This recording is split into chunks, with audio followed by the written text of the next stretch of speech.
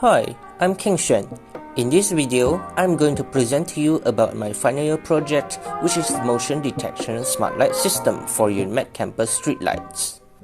Starting off with a brief intro, this project is conducted to provide better lighting solutions for everyone around the world. Not only must the lighting provide sufficient illumination, but must also be sustainable towards the environment, conserving energy when necessary. Speaking of lighting solutions, we'll be focusing on street lighting this project, where lighting solutions are implemented on streetlights that we use every day on the streets. Streetlights help to illuminate the streets at night, which not only ensures the safety of road users, like pedestrians and drivers, but also instills a sense of security around a residence.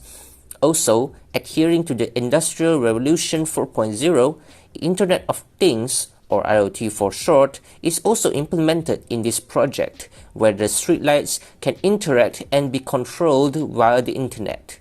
So let's have a look at some of the problems in the current conventional streetlight system. Typically, these streetlight systems will automatically light up at night. This is already a good solution, but it still lights up even when there is no one on the streets. This causes a wastage in energy consumption, which comes with higher electricity costs for the municipalities to fork out. Secondly, lamps are prone to burning out and degrade over time. Thus, there is a possibility for them to be defective and cannot light up when needed.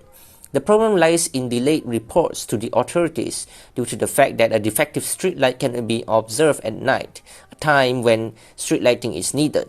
This will cause a delay in repair and maintenance, and that is dangerous for drivers at night. Thirdly, these streetlight systems lack diagnostic and data collection regarding the condition of streetlight systems.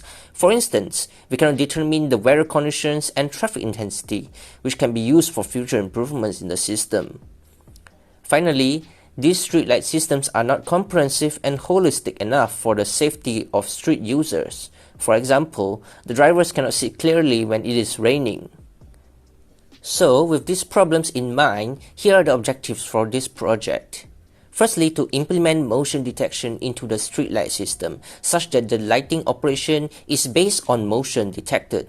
Thus, the streetlights only brighten up when necessary, saving energy and electricity cost. Secondly, to implement a fault detection system into the streetlight system. This helps to report any defective lamps to the authorities immediately for repair and maintenance. Next, to implement a data collection system regarding the streetlight surrounding conditions. This can help the authorities to visualize the lighting operations and plan for future improvements. Lastly, to implement a smart and comprehensive algorithm for the streetlight system. This will utilize the data collected to brighten up the streetlights automatically when necessary. Alright, let's have a look at the scopes for this project. This project is about designing a system to be implemented in the actual streetlight system. So, the project consists of two parts. The first is the lighting control with motion detection, and the second part is the monitoring or data collection system, with inputs from sensors like motion sensors, rain sensor, and current sensor. This idea can be applied to any streetlight systems around the world.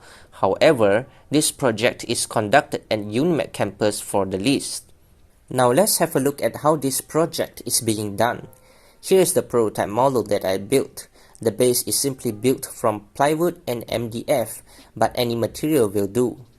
Then we have these streetlight poles made from PVC pipes and PVC components like the end cap and PET socket, which holds the streetlight pole firmly on the base with a valve socket from below.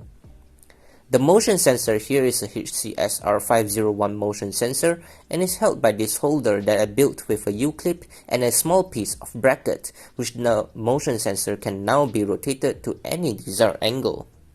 Up here, we have a detachable USB LED lamps, which is perfect for this streetlight model. Inside this pipe are the wires connected to the motion sensor and the lamp, which channels below the base, effectively managed by these connectors. These wires include the power lines and the data lines, which includes inputs towards the lamps and outputs from the motion sensors. All these wires will travel out to this circuit board right here. There's a current sensor to measure the power and current of the streetlight system. There's also a rain sensor here to detect rain. The microcontroller unit used is the ESP32, which is connected to the Blynk IoT via Wi-Fi. All of this is connected to a power module powered by a 5V 3A power adapter. So this project is programmed with Microsoft Visual Studio with C++ or Arduino language. This program is written to connect to the Blynk server. The streetlights at the two ends of the system are always bright, while the other three streetlights in the middle are dimmed. The value for the motion sensors is constantly read and updated to Blynk server. A streetlight will brighten up for 5 seconds if the motion sensor itself or neighboring sensors detected motion.